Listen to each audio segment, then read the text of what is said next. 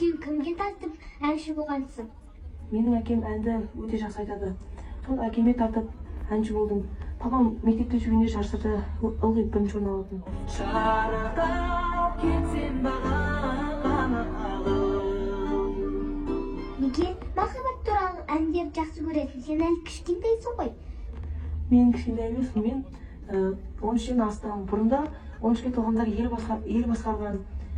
Мен махаббат жайлы жақсы көрем. Өйткені маған болмайды.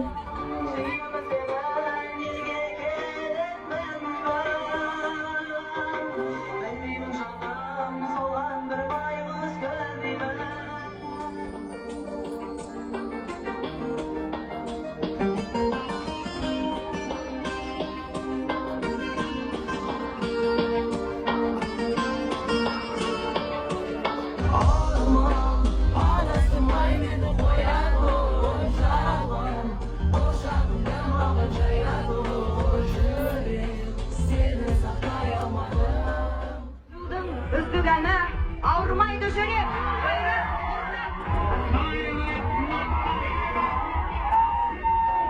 В номинации «Лучший артист года Казахстана» побеждает Кайрат Нуртас. Итак, друзья,